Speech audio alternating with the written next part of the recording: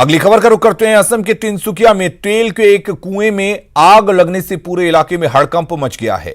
बताया जा रहा है कि तेल के इसी कुएं में 27 मई को विस्फोट हुआ था और पिछले 14 दिनों से गैस का रिसाव हो रहा था, जिसे बंद करने का कोशिश भी लगातार किया जा रहा था। गैस का रिसाव बंद होने से पहले ही तेल के कुएं में एक बार फिर आग भड़क गई। आग इतनी भीषण थी कि उसकी लपटें 2 किलोमीटर दूर से ही आसमान में कई फीट ऊपर उठती दिखाई दी, जबकि उससे निकलने वाला काला धुआं पूरे इलाके में तेजी से फैलता नजर आया। लोगों की मुश्किलें तब और बढ़ गईं जब आग ने आसपास के इलाके को अपनी चपेट में लेना शुरू कर दिया। यही नहीं, तेजी से फैलती हुई आग कुछ मकानों के पास भी पहुंच गई, जिसके बाद मकानों में रहने वाले लोगों को निकालकर सुरक्षित जगहों पर भेज दिया गया। इस घटना की खबर मिलते ही फायर ब्रिगेड की कई टीमें वहां पहुंचकर आग बुझाने में जुट गईं। पटना रेलवे स्टेशन पर ट्रेन से सफर करने वाले यात्रियों की सुविधा के लिए मास्क और सैनिटाइजर बेचने वाली एक मशीन लगाई गई।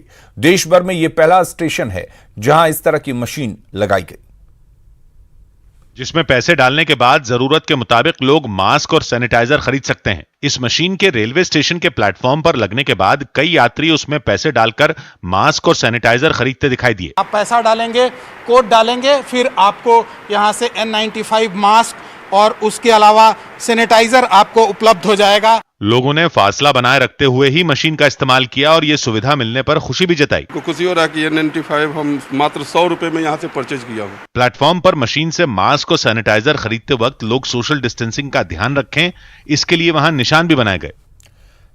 हैदराबाद की एक कंपनी ने बुखार के बावजूद बाहर घूमने वाले लोगों की पहचान करने वाला ड्रोन बनाने का दावा किया है।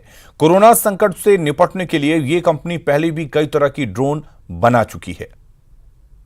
इस बार मारुत ड्रोन्स नाम की इस कंपनी ने लोगों के शरीर का तापमान मापने वाले ड्रोन का परीक्षण किया। ड्रोन को एक इलाके में उड़ाया गया और फिर एक मकान की छत पर खड़े लोगों की निगरानी की गई।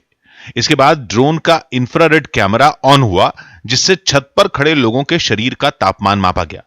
कंपनी का दावा है कि इस ड्रोन की मदद से लोगों के संपर्क में आए बिना उनका बुखार मापा जा सकता है।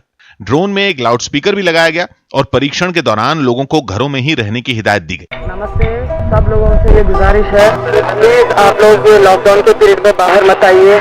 इससे पहले ये कंपनी किसी बड़े इलाके को सैनिटाइज करने वाले ड्रोन भी बना चुकी है और उनका इस्तेमाल हैदराबाद के कई जिलों में भी किया जा रहा है। Major disinfection spraying is happening where there have been cases found.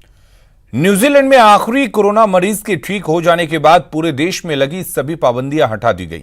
वहां की प्रधानमंत्री जेसिंडा आर्डर्न ने खुद इसका ऐलान किया है, जिसके बाद पहले की ही तरह बाजारों में चहल पहल बढ़ गई। कुछ लोग घूमने निकले तो कुछ दुकानों में खरीदारी करते नजर आए। सड़कों पर भी पहले की ही तरह गाड़ियां दौड़ती हुई दिखाई दी। लॉकडाउन खुलते ही रेस्टोरेंट भी लोगों से भर गए। बाजार खुलने से कारोबारी भी खुश दिखे और उन्होंने अगले कुछ दिनों में सब कुछ सामान्य होने की उम्मीद जताई।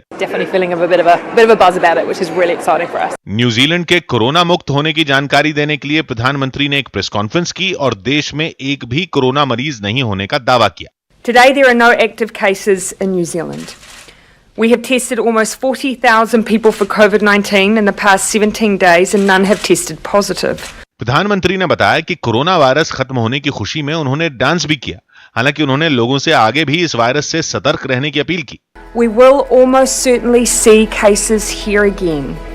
And that is not a sign that we have failed. It is a reality of this virus. Corona पर काबू पाने के बाद चीन के शंघाई में नाइट फेस्टिवल की शुरुआत की गई। कोरोना की वजह से चीन की अर्थव्यवस्था को काफी नुकसान पहुंचा है। इसे दोबारा बढ़ावा देने के लिए शंघाई में नाइट फेस्टिवल शुरू किया गया। इसके लिए वहां सड़कों पर सजावट और रोशनी की गई। सड़क के किनारे कई चीजों की दुकानें और रेस्टोरेंट खुले दिखे। इस दौरान बड़ी तादाद में लोग भी वहां पहुंचे, जिनकी वजह से बाजारों में भी पहले जैसी रौनक नजर आई। बाहर निकले लोग खरीदारी करने के साथ अपनी मनपसंद चीजें खाते पीते दिखे। वहां मौजूद ज्यादातर रेस्टोरेंट भी भरे नजर आए। कोरोना वायरस की वजह से शंघाई में भी लोगों पर कई तरह की पाबंदियां थीं। हालांकि वायरस पर काबू पाने के बाद अब वहां जिंदगी तेजी से पटरी पर लौट रही है। खबरें लगातार जारी रहेंगी, बने रहिए न्यूज़ 18 बिहार झारखंड के साथ।